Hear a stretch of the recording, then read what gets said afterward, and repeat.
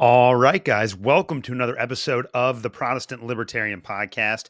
This is going to be my first ever live full solo episode. And by live, I mean not streamed to YouTube, but I'm recording it ahead of time and I'm going to be on video.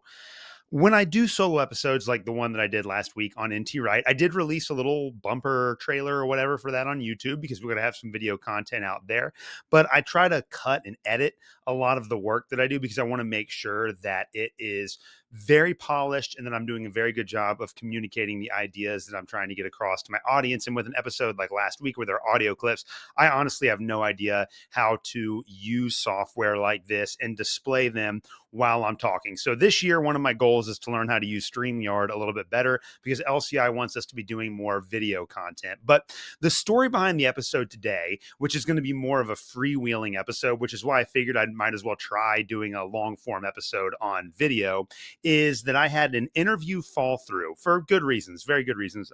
It wasn't bad or anything, but I had the interview fall through and I needed to get some content out. And there's been a lot that I've been working on and reflecting on outside of the show lately that I wanted to address in this episode. So I really am hoping that I can make this one a little bit shorter. And if you're one of those people that enjoy watching the videos, well, congratulations. Here I am. This is what I look like after working for 8 hours. So this is where we're at. I also want to apologize if it's a little bit rougher than normal. I really just kind of jotted down some ideas over the last couple of days, some things that I really wanted to discuss. So it might not be as clean as it normally is. But here we are. We're going to try this, do something different, and I hope that you guys enjoy this. So there are several things that I wanted to talk about on the show today, but in reality, it's all related to one big theme. And we did this episode last week where I looked at NT Wright, and it was the third in my series called Ludwig von Mises versus a Christian scholar, where I look at the way that Christian biblical scholars use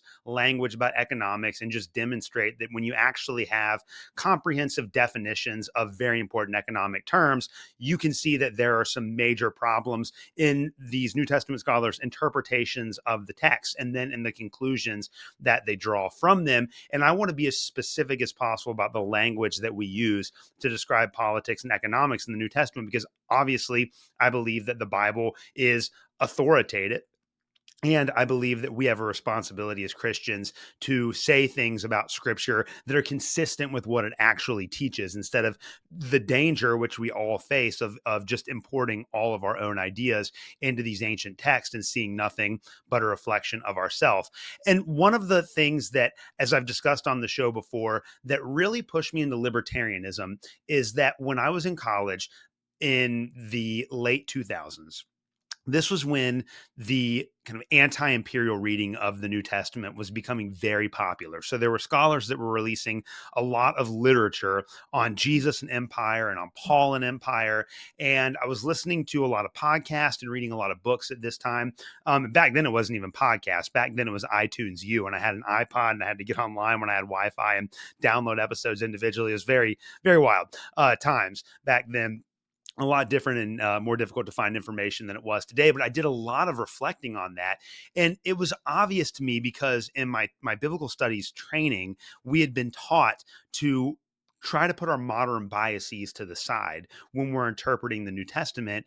And it seemed like all of these scholars who were making these very sweeping statements about politics and economics were taking their own modern conceptions about politics and their own modern political ideologies and interpreting the New Testament through the framework of those ideologies. And it was pretty easy to see, especially if you read carefully, like the preface of a lot of these books or the conclusions of a lot of these books, that these authors had a political bend. And even though they were doing very careful scholarship in some respects, they were obviously trying to draw conclusions about Jesus that were congenial to their own political positions. And the grand irony of these anti-imperial readings of the New Testament is that they almost always wind up making Jesus and Paul left-leaning figures.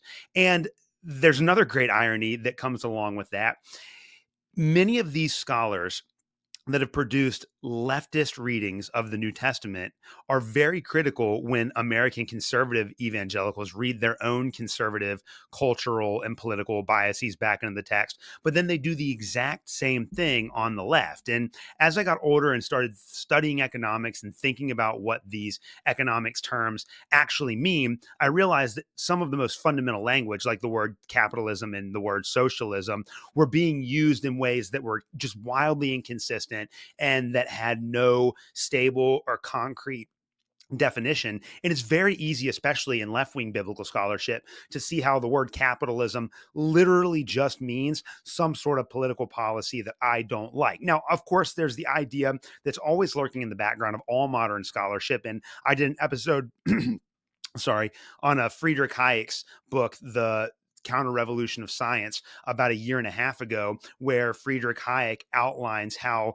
the idea that all of human society can be centrally planned is based on a set of Enlightenment assumptions about human nature that just aren't true, but that the idea that we need to have technocrats in charge of all society has more or less been the dominant paradigm for thinking about politics since the beginning of the 19th century. And regardless of whether one is a progressive or a conservative in the modern world, the idea of a technocratic state is ubiquitous. Everyone more or less believes that we need to have a centrally planned economy, and capitalism is seen as the antithesis of that, which, if you have an anchored definition of the term capitalism, it is, but a lot of people don't understand what that word means or use it in any sort of accurate way. And as we're going to see, because I'm going to give you a couple of examples in a few minutes of prominent biblical scholars that I think have dramatically misunderstood capitalism, once you grasp that capitalism and socialism have like a real concrete definition, then it makes it very easy to see how people have appropriated this language to refer to either that which they don't like, and they usually use the word capitalism to describe that, and that which they do like, which is where the word socialism derives most of its meaning. There's very, very unclear. And I want to give a couple of examples of this today because I've been thinking about this. And one of the big things that I've done on my show over the last couple of years is that I've tried to provide a definition of capitalism and socialism that is clear, concise, and irreducible. That means that you have to have a definition of these terms that somebody can't say, well, in this particular instance, this doesn't count as either capitalism or socialism for subjective reasons. And I go back to my Econ 101 textbook fairly often, and I'm pretty sure I talked about this on last week's show, where the textbook just defined capitalism as a system of private ownership of resources and decentralized economic decision making, and socialism is its exact opposite, that it is a system where the resources are publicly owned and all of these economic decisions are made from some sort of central planning committee or by a quote unquote democratic process or something along those lines. And that, I've always thought, was a very good fundamental starting point for thinking about capitalism and socialism. And of course, I'm an adherent to the Austrian school of economics. And so capitalism really starts with property rights. Every single human being owns their own body. Therefore, they own their own labor. And as long as capital, the things that you use to produce goods and services, are acquired either through original appropriation or through contractual exchange, in other words, all of the if all of the capital that one accumulates is done in a moral way that doesn't impinge upon somebody else's liberty and that doesn't impinge upon somebody else's property, then within a system like that, there can be no exploitation. And what really matters in capitalism is the idea that all transactions are voluntary and that the private property rights of all individuals are upheld.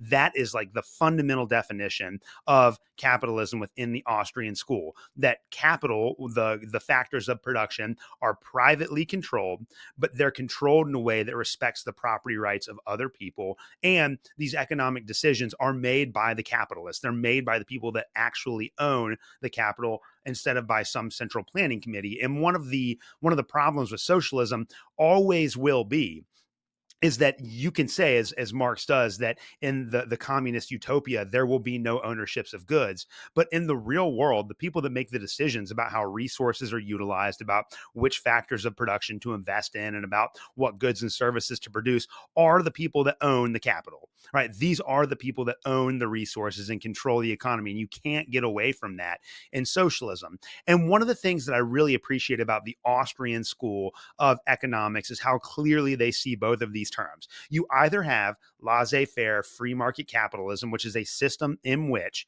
capital is owned privately and decisions about how that capital is utilized are made privately, or you have socialism where there's intervention from the outside, that people that didn't that did not originally appropriate the capital or that didn't acquire it through contractual means has a right to tell those that did acquire that morally what to do with their property, which I believe is always morally wrong.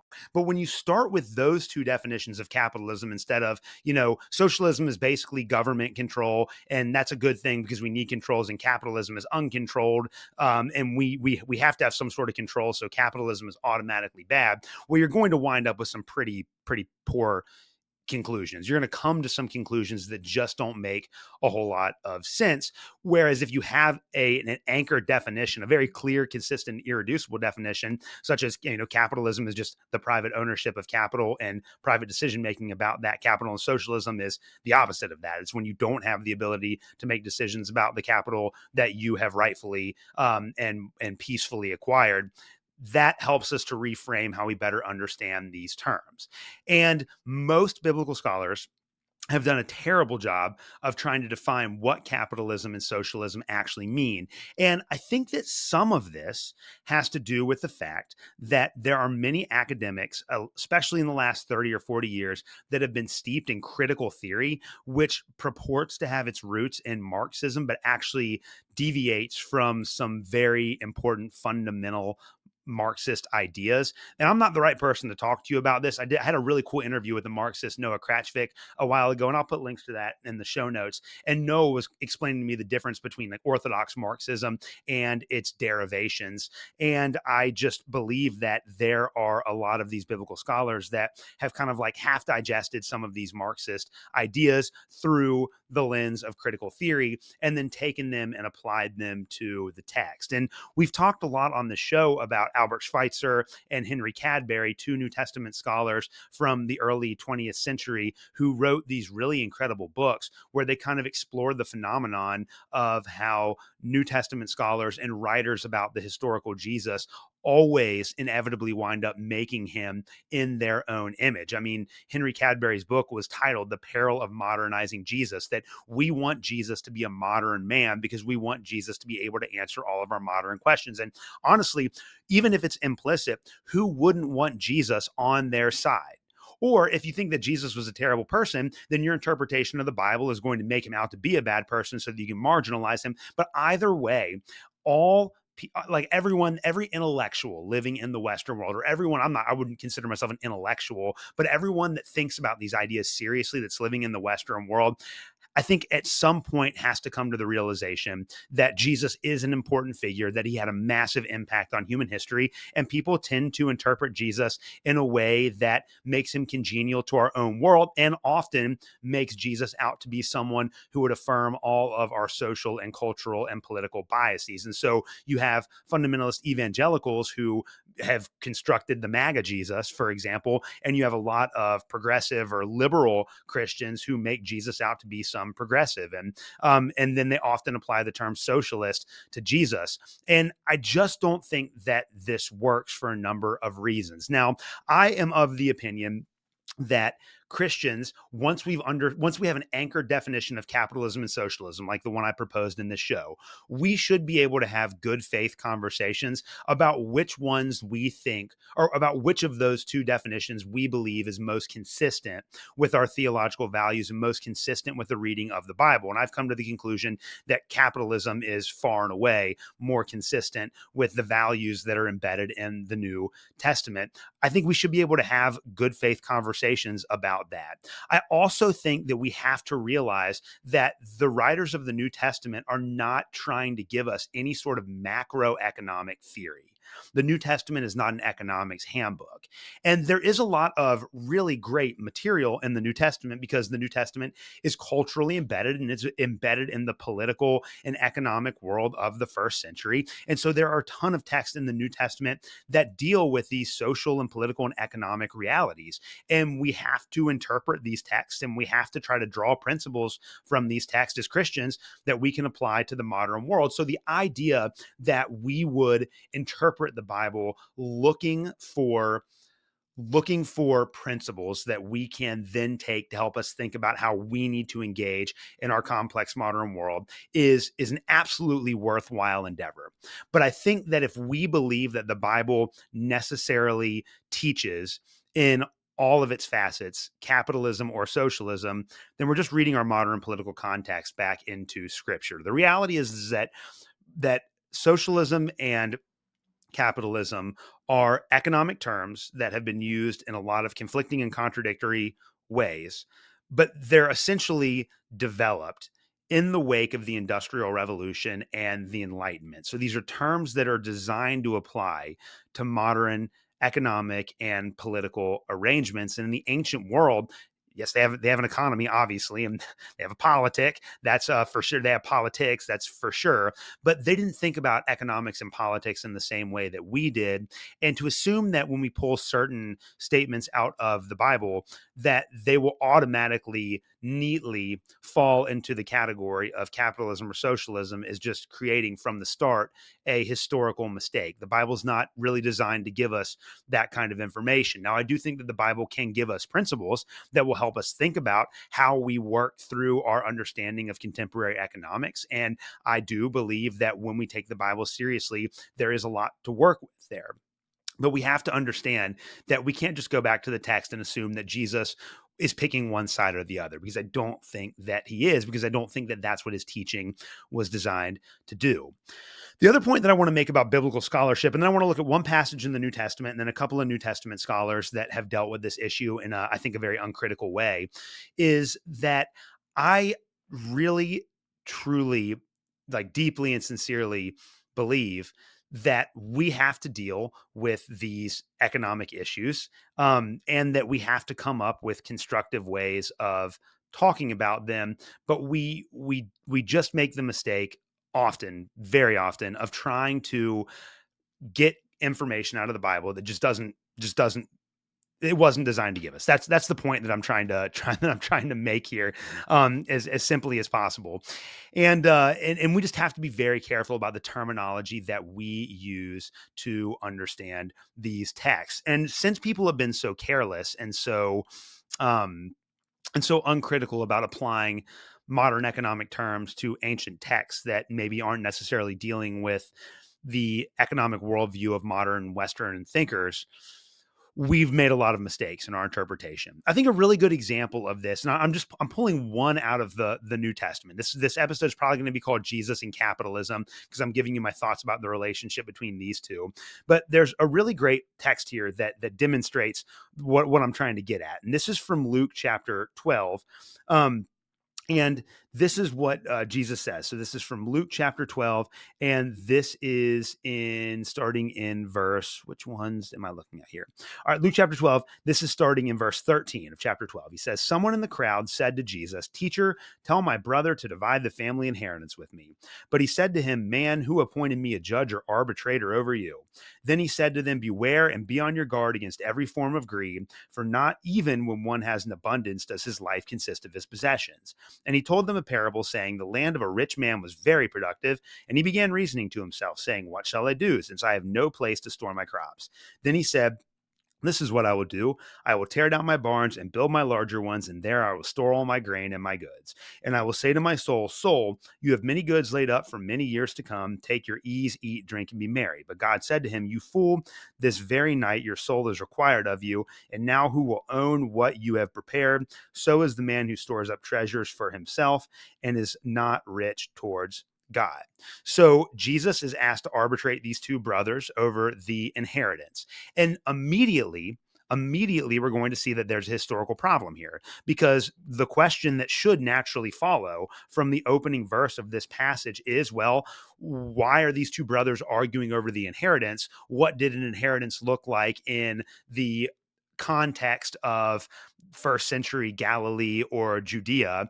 And why would somebody want a third party to intervene in this dispute? These are all historical questions that theoretically we could, through careful historical analysis, answer. But we can't just assume that these brothers have the same mindset and the same framework about inheritance as we do. And we can't assume that inheritance works the same way in the ancient world as it does in the modern world. And a lot of people would look at a passage like this and not even ask those very basic historical questions. Now, I gotta give left-wing biblical scholars credit. I do think that there's a problem among conservative biblical scholars, especially confessional biblical scholars, and that all of their interpretations of the New Testament have to result in their confessional theology being correct. So they're already starting out with a certain set of theological principles, and their interpretation of the Bible has to lead directly to those theological principles. The great thing about the more freeing thing about left-leaning biblical scholars is that a lot of them, they're still, believe me, they are still very heavily invested in certain theological conclusions. That there's no way around that. But they're more open in general, at least in my experience, towards analyzing the text in its historical context and trying to understand how these would have worked in an ancient economy. Now, don't get me wrong. There are I think that Bruce Winter is kind of a conservative. I think that Peter Oakes is kind of a conservative. Kenneth Bailey's another one who's done a lot of this social scientific research, who I think is kind of conservative. But there are a lot more scholars that tend to be a little bit more theologically liberal that are doing this kind of economic work. And I've actually learned a lot from their research, because they bring up a lot of good primary source, either it's documentary or archaeological evidence about how first century economic life worked. And so they have these really incredible insights, historical insights about the economy of the first and second century and about the political realities of the first and second centuries. You have to be aware, though, that when they come to applying those insights to Jesus, they almost always wind up making Jesus out to be some sort of a leftist. And I think a lot of this has to do with the fact that they have just a fundamental misunderstanding of capitalism or socialism. And so moving forward, even in a couple minutes here, when I get into these two biblical scholars that I want to talk about, that I want to talk about briefly towards the end of the show, we're going to see that they do a lot of great research that's had a really big impact on my life, but they just they draw a lot of wrong conclusions from that very good research. But within this passage here, again, we'd have to understand how inheritance works. We would have to understand why these two brothers would be in conflict over the inheritance. And then as Jesus tells this parable, we would have to say, well, why does the person that owns this farm tear down his silos and build larger ones? What does it mean sociologically to hoard all of this stuff up in a silo? How would this have been heard by probably a mostly rural and peasant audience in the first century? We can't simply assume that this neatly corresponds to our modern social and political sensibilities. And the problem with a passage like this is that, left-leaning Christians would say, well, look, this obviously teaches socialism because this guy was being greedy and hoarding his possessions. And socialism is all about being good and about being charitable and about sharing. And capitalism is all about greed. So clearly this is a passage that is a condemnation of capitalism and an affirmation of socialism. But once you take all the unnecessary moralizing out of the definition of capitalism and socialism, and ask yourself the question, does this passage have anything to do with who owns and makes decisions about capital? Or on the flip side, because it does actually kind of deal a little bit with capital acquisition and capital and the management of capital. But on the flip side, Jesus isn't saying that because this guy was being greedy by hoarding all of his resources to himself, that therefore the government should come in, take it all from him, and redistribute it to people that they see fit while enriching themselves, which is what socialism is always doing. And so even if this is a condemnation of greed and a condemnation of the way that this particular individual is using his capital, this doesn't mean that it's an affirmation of a centrally planned socialist economy. Like that's not in the text at all. And we'll see this. Jesus goes on here in starting in verse 22 in chapter 12 of Luke. He goes on to say, and he said to his disciples, "For this reason I say to you, do not worry about your life as to what you will eat, nor for your body as to what you will put on. For life is more than food, and the body more than clothing. Consider the ravens, for they neither sow nor reap. They have no storeroom nor barn, and yet God feeds them. How much more valuable you are than the birds." And then he goes on and talks about this a little bit more. And then to round out this passage, he says, "For all these things the nations of the world eagerly seek, but your Father knows that you need these things. But seek his kingdom, and these things will be added to you. Do not be afraid, for your Father has chosen gladly to give you has to give you the kingdom." So, and then he goes on, "Sell your possessions and give the charity. Make yourself money belts which do not wear out, an unfailing treasure in heaven where no thief comes near nor moth destroys. For where your treasure is, there your heart will be also." Again, this is all great teaching. And I think that every single Christian should be committed to radical charity, to giving up that which could be rightfully ours for the sake of people that are in need. All of this is great. None of this has to do with the government owning the means of production or with central economic planning. And in fact, again, in verse 33, you have a passage where Jesus says, "Sell your possessions and give to charity." Sell your possessions and give the charity, not have the government come and take the possessions of other people that you don't like and give it to people that you think are more deserving of it, right? So even there, just on the face of the text, we can understand that these texts are not directly related to the modern definitions, the modern anchored definitions, irreducible definitions of socialism and capitalism, because capitalism is not about greed or avarice or being evil. Capitalism is about the private property rights of capital owners and their ability to contractually and morally acquire capital and then utilize that in the way that they see fit. And socialism is the exact opposite, right? So this passage has really nothing to do with modern conceptions of capitalism or socialism. And as I'm going to demonstrate in future episodes this year, I truly believe that passages like this, especially in verse 33, ultimately lead to the idea that Christians as individuals have to be, and as a church, as a collective community,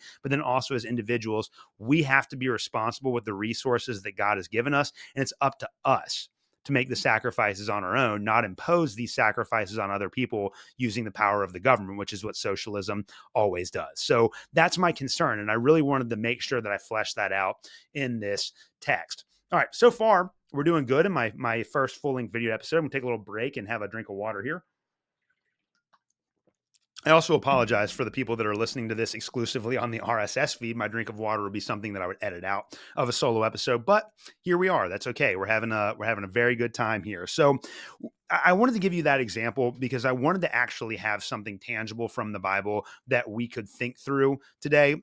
And I just wanted to demonstrate how once you think about the way that these economic terms are actually employed, and that in reality, it's about the allocation of capital, and that within like the Austrian school of economics, there is no capitalism without the fundamental respect for property rights, which means that capital owners also have to respect the property rights of other people, then this all starts to fall into place and make a lot of sense. And it turns out that Jesus isn't critiquing late stage capitalism or whatever the leftist biblical scholars say. And in reality, Jesus is just talking about the responsibility that those that follow him and that those that are participating in his kingdom have towards other people, which, I can't say it enough. If you take the nonviolence of Jesus seriously, the idea that we would give one group of people with guns the power to take at will from another group of people to distribute to a third group of people, which is what socialism inevitably winds up doing, doesn't seem like that's something that Jesus would want.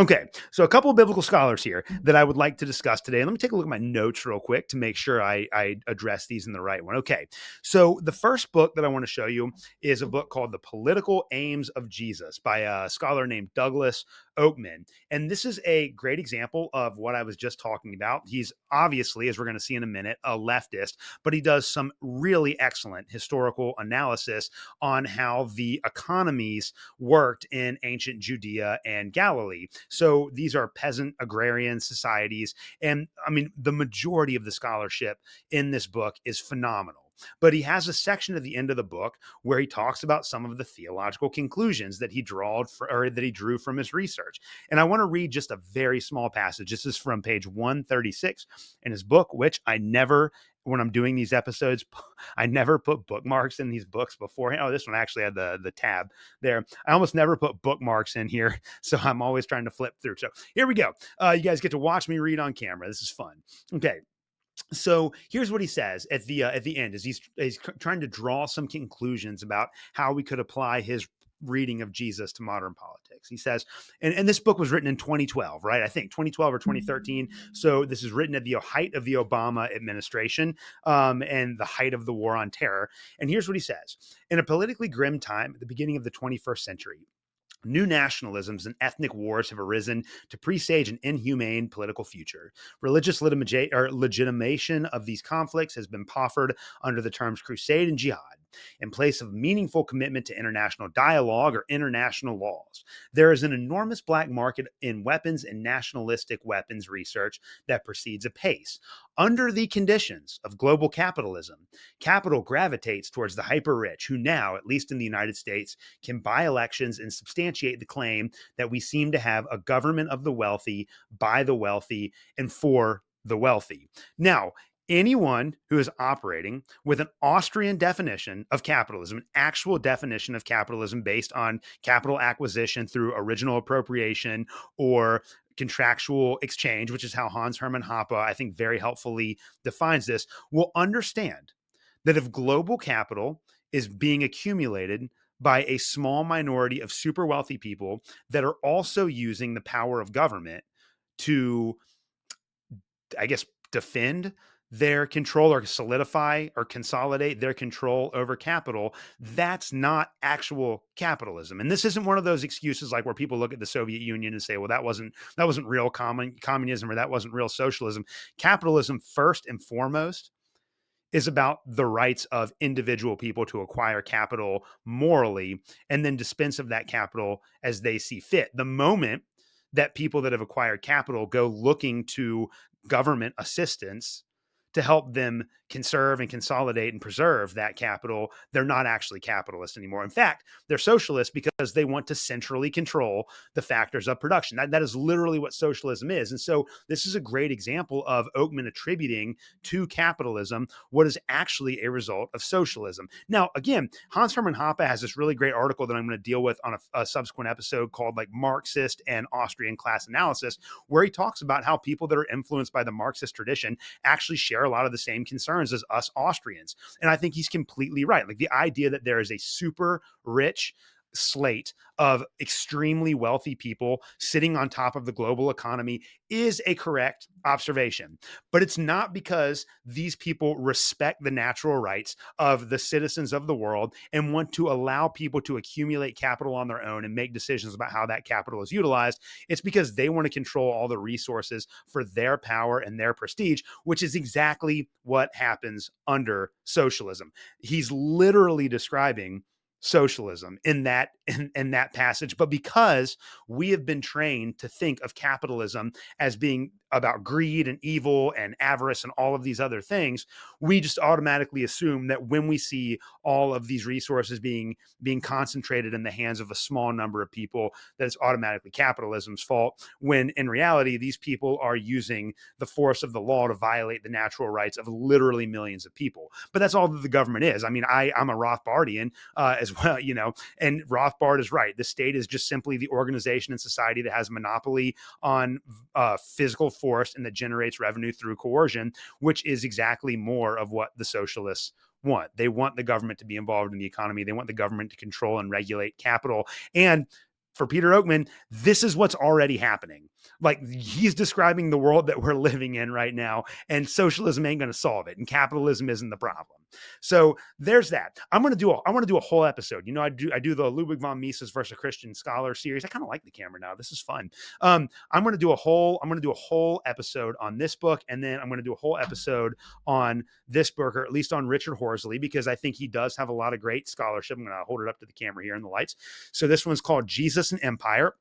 And Richard Horsley was a big proponent of the anti-imperial reading of Paul. And although I have developed and nuanced my opinions and perspectives on whether or not Paul was anti-imperial. I still think a lot of his work is really excellent and helpful, especially as it relates to understanding the dynamics of politics and economics in the first century. And Horsley is very much like Oakman in the same position of being someone who has done very good and very careful research. And his research I've used, and it's been very helpful in a lot of ways on my show. He does a really great job of doing this. But he just doesn't draw the right conclusions. And there are plenty of times in the introduction to Horsley's book and in the epilogue to Horsley's book, and I'm going to read from the epilogue, where he talks about the problems of global capitalism in the same way that Oakman does, that he believes that capitalism is the current state of political affairs around the world is the result of unregulated, uncontrolled free market capitalism, which we've already seen. And if you're listening to the show, you probably intuitively understand that it's not. Now, he gives a really interesting analysis in the end of this book about how the United States became the sole imperial superpower around the world. And he will connect this in an earlier part of the book. And I guess as he develops his epilogue, he'll bring this idea back in later. I don't think he uses the term capitalism here, but he's going to associate this with the economic system that he calls capitalism, which he never actually defines in this book. And he certainly doesn't have a definition of capitalism that corresponds to what I think capitalism actually is, which is, again, just the private ownership of capital. So he's talking about how the United States became this grand empire. And here's what he says. He says it was Theodore Roosevelt who really set the tone and dictated the terms of the American empire that would be fully realized in the Pax Americana at the turn of the new millennium. He thought that the vigorous young American nation was on its way to becoming the new Rome, the final incarnation in the movement of imperial civilization. Like his social Darwinist contemporaries and the patrician architects of the ancient Roman Empire who placed tyrants like Herod the Great in power, he understood that it was possible to move peoples from barbarism to civilization only through the intermediate stage of despotism. For Christian Western civilization to carry out its historic destiny of the domination of an unruly world, therefore required a certain amount of brutality. The irony here, again, read Hayek, go back and listen to the episode I did on the counter-revolution of science. The entire idea of central planning is that there is an unruly world out there that needs to be controlled by technocrats. And if there are people that have to be subjugated or killed or stripped of their rights in the process of creating this grand utopia, then so be it. And Richard Horsley is the heir of that intellectual tradition. In fact, he's defending that very intellectual tradition in this book, because with socialism comes the idea that you have to suppress the rights of you have to suppress the natural there it is you have to suppress the natural rights of peaceful people, and socialism is ultimately about dominating an unruly world. That's the idea, about bringing order into perceived chaos. That's the point. So you can already see the irony here. What's really funny is he goes on, one must harass and smash the insurgents in every way until they are literally beaten into pieces, which I guess is a quotation from Theodore Roosevelt there. As president, he practiced what he preached. In his 1904 corollary to the Monroe Doctrine, he transformed in one stroke what had been a warning to keep European powers out of Latin America into an assertion of the United States intervention with an exercise of an international police power against any lapse from civilized behavior in the hemisphere. Roosevelt had thus set the policy and tone in which the U.S. government, often through the CIA, acted later in the century to overthrow elected governments in other countries, for example, in Guatemala and Iran under Eisenhower, and in Chile under Nixon, and to wage war, Desert Storm against Iraq under George H.W. Bush, and as this book goes to press, possibly again under George W. Bush. This book was published in 2003, so he was ultimately right about that. And as good libertarians, we can see, I mean, he's not wrong, right? Like Richard Horsley's making correct observations about the way that power is dispensed in the world. It's just the fact that he connects these developments and American imperialism in general with capitalism is a false understanding of how capitalism works, and is actually a result of the government gaining more and more power, including more and more power over the economy, because the only way that a state or a government can generate revenue is through coercion. You have to at some point take something from someone, even if they are not willing to give it up, and you have to do that through force. You can also tell that Horsley here is making a major, how do I phrase this the right way? What Horsley is doing here shows his obvious political biases. Because if you noticed, he talks about the growth of American imperialism under a handful of Republican presidents. He talks about Eisenhower, he talks about Nixon, and he talks about George H.W. Bush. And rightfully so, these conservatives were not great on war, to say the least. I guess you can give Nixon some credit for getting us out of Vietnam, but even then, it took him a while to do it. So none of these people are great. And ultimately, he was prophetic about George W. Bush. George W. Bush had a huge hand in launching the modern iteration of the war on terror. So he's right. But notice who he omits from his list of American imperialists. The two greatest American imperialists of the 20th century were Woodrow Wilson and Franklin Delano Roosevelt. Woodrow Wilson got us involved completely unnecessarily in World War I, and a lot of it, I think, had to do with the fact that American bankers, now under the direction of the Federal Reserve, floated a bunch of loans to England and France, and when they realized that a truce might be called and England and France wouldn't pay back those loans, they wanted to make sure that they could go over there and get their money, and you better believe that a lot of those people were good friends with Woodrow Wilson. So how's that for socialism? Woodrow Wilson's the absolute worst imperialist of the 21st century, and in a lot of ways set the stage for the dysfunction that we're currently experiencing around the world right there. And Richard Horsley won't even acknowledge that, because Richard Horsley is so committed to his left-wing political ideology that he's willing to ignore the crimes that are committed by his own team. Right. So Woodrow Wilson is a massive omission, and he wouldn't consider Woodrow Wilson to be a capitalist. And he'd be right, because Woodrow Wilson wasn't. The problem is that the policies of Eisenhower and Nixon and both Bushes are no different. They're just an expanded version of Wilsonian socialism and imperialism. And then FDR, I would say too, and FDR, 4-term president. He ran and won in the elections. The author of the New Deal. He is kind of the architect of politicians using welfare programs to buy votes. Amity Shlaes has a great chapter in this in her book on the Great Depression, where she talks about the 1936 election and how it wasn't going well for FDR. And he just came out and said, I'm going to have New Deal programs that are targeted towards my constituents that I need to vote for me in order to win this election. And he won, and politicians have followed the same playbook ever since. And he got us involved in World War II. And then Democrat Harry Truman dropped the atomic bomb, starting the nuclear age, even though all of his generals, including Eisenhower, said it was a terrible idea and he shouldn't have done it. LBJ was a giant socialist that got us involved in Vietnam. Barack Obama, obviously, you can't blame Horsley for that, because Barack Obama was 5 years after this book was written. But Barack Obama continued on all of George H.W. Bush's terrible and atrocious policies in the war on terror. And so the growth of American imperialism is a bipartisan phenomenon.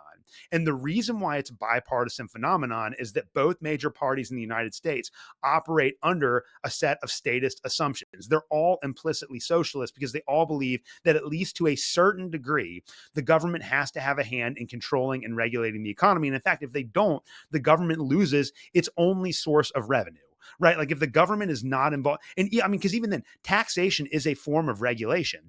If under pure capitalism, people have to acquire capital on their own, and the only method of producing more goods and more services is through private capital acquisition, well, when government comes in and takes away a portion of your income, that's income that individuals could have used for building their capital, for growing their capital, and the government just takes that away and invests it in the interest of the politicians, always under the guise of either keeping us safe or helping people that are in need.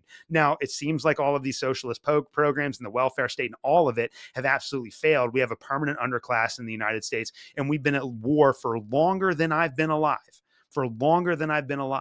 But these left-wing biblical scholars just refuse to think about the consequences of these policies, because they're obviously being ideologically driven by their political convictions. Now, again, this sounds really harsh. Okay, but I really respect and appreciate the work of both of these scholars, and I'm going to be heavily utilizing a lot of their historical research in the work that I'm going to be doing in 2025. I just wanted to point out the inconsistencies in the way that they conceptualize terms like capitalism and socialism, and show that all of the problems that they attribute to capitalism are actually the result of socialism. I also forgot in my list of US presidents that are responsible for our current global dysfunction, Jimmy Carter deserves a lot of blame for this. I know that people love him because of Habitat for Humanity, and he's a nice Southern Baptist, and he was a great guy. But his administration is responsible for the Carter Doctrine, which turned the Persian Gulf into an American lake. In response to the Soviet invasion of Afghanistan in 1979 and the war between Iraq and Iran and the Iranian Revolution, all of this took place at the same time. He was worried about the increasing influence of the Soviet Union in the Middle East. And so his administration essentially declared that we were going to have a permanent military presence in the on the Arabian Peninsula, and that this was going to be a non-negotiable for American politics. And we have literally been at war in the Middle East and the Persian Gulf ever since, all completely unnecessary. And a lot of it, and Richard Horsley would correctly make this point, a lot of it has to do with the fact that there are a lot of American companies, especially defense companies, that have a vested economic interest in lower oil prices. And we want to make sure that we control the flow of oil. That's great. But if the government controls the flow of oil, it's not capitalism. It is not the private ownership and utilization of capital. It is socialism, plain and clear. That's exactly what it is. And so all of these political and economic problems that these left-wing scholars are complaining about are a result of policies that they support. They want more of this. And I just think that when we step back and try to actually anchor these two definitions to something that is consistent and clear and irreducible, then we'll see that a lot of that language will shift. Now, there's actually probably a lot of overlap between Richard Horsley's political worldview and my worldview as a libertarian, because in a lot of ways, like, Marxists and Austrians have a lot of the same conceptual concerns. It's about the accumulation of power. It's about it's about people that have arbitrary control over others being greedy and wanting more. Like, we're concerned about a lot of the same things, but we just use different language to describe it. And I think that once we can more adequately assess the economic component of this conversation, to be very clear about how we apply these terms to the first century and about the kind of information that we're expecting these first century authors to give us, then we can actually have a lot more accurate interpretations, both of the material that deals with economics and politics in the Bible and how we apply this to our own modern situation. Okay, cool. Well, this is weird looking at myself in the on the screen here, and I look very preacher like, I guess, when I go on rants like this. We're 45 minutes in. That is really the bulk of what I wanted to talk about. But I do have one announcement before I get out today, and it is that these issues have really been at the front and center of what has been driving my thinking about the Bible and about politics and about the church and about my responsibility as a Christian for the last several years. And I have been doing a lot over the last year of, reading and reviewing books that are sometimes directly related to libertarianism and economics, or sometimes they're not. But it's a lot of books on biblical studies that I think are incredibly important and that are at least tangentially related, even if they're not directly related to the show. I know that I did like 6 episodes on the next quest for the historical Jesus, but if we want to understand Jesus in his historical context and be able to answer scholars like Richard Horsley and Peter Oakman that are essentially arguing for the socialist interpretation of Jesus, then we have to have a solid methodological framework for doing that. And even like James Crossley is a Marxist biblical interpreter who has a lot of great research, again, on the first century. And I think he gets some of the economic components of that wrong, but I had him on the show. We have to understand methodology, which is why I've been doing all this Next Quest stuff. And going forward in 2025, I still plan on doing a lot of that reading and reviewing and doing author interviews, but I'm going to scale back a little bit because I'm working on a book. So my plan is that throughout 2025 and into 2026, I'm going to be working on a book that's dealing with exactly the issues that I am addressing on this show today. I want to explore passages in the New Testament that are often used in modern political and economic debates. And I want to try to reframe the way that we understand that. And I want to do it by kind of comprehensively analyzing how the terms capitalism and socialism are used, and then providing kind of a Rothbardian framework for thinking about the political spectrum. I think that conservatism and progressivism are both two sides of the same political spectrum. Like they're both socialists. Like the average conservative and the average progressive have more in common with each other than they do with hardcore anarcho-capitalist libertarians like me. And so I want to explore how, when we try to have a more nuanced and less reductionistic definition of these political concepts and of these very important economic terms, how that might help us better shape the way that we think about what the writers of the New Testament are actually trying to tell us and the political conclusions that we can draw from that. And so in this book, I'm going to be talking a lot about definitions. I want to talk a lot about methodology. How do we get information out of the Gospels? What does the Gospels tell us about Jesus and his historical context in agrarian Galilee and in Judea? What does the Apostle Paul, like, how does Paul's thinking on issues like the church and salvation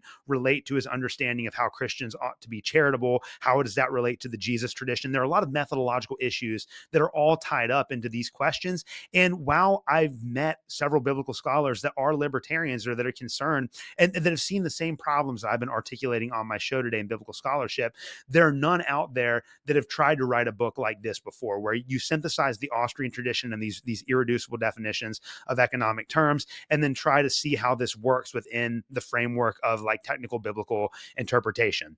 I understand that I'm not a professional biblical scholar, but my hope is that with this book, I will be able to, to put together ideas that might not have been put together like this before.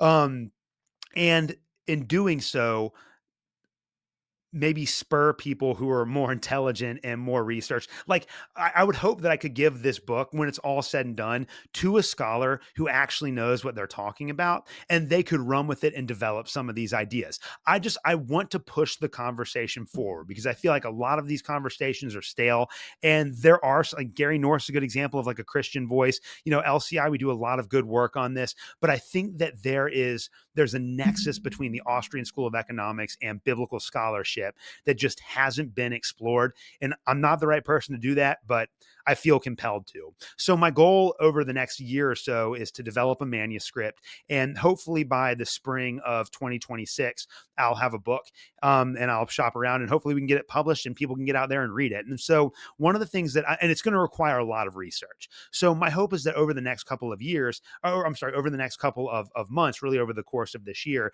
that as I'm doing this research and trying to piece all of these ideas together, I want to be able to take some of this information that I'm working on and do more solo episodes on the podcast. And sometimes, there are going to be issues that I'll deal with in the book tangentially that I can do a deep dive. Like my podcast will be an extended footnote on these issues that are really important. So I plan on doing a lot of more solo episodes this year and really kind of getting back to my roots of exploring the relationship between these ideas. And so in order to do the research to write this book, I'm not going to be able to take on as many book reviews as I did before. Still going to do some. I still think it's really important. And whenever I do get this book written, hopefully it's within a year, I'll be able to go back to doing book reviews on more of a full-time basis, because I love that part of this job. It's really fun. But it does make it difficult to do research. So all that aside, guys, 51 minutes long. Thank you all so much for either listening on the RSS feed or watching me rant in a room by myself. I appreciate you guys on both YouTube and on the RSS feeds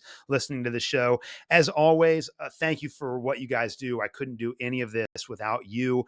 And I hope that if you like what we're doing, please subscribe to the show on as many podcast platforms as possible. Go to YouTube at Pro Liberty Pod and subscribe to my YouTube channel. Even if you don't, I don't watch podcasts on YouTube. I watch YouTube on lunch, and it's mostly videos about how to work out better.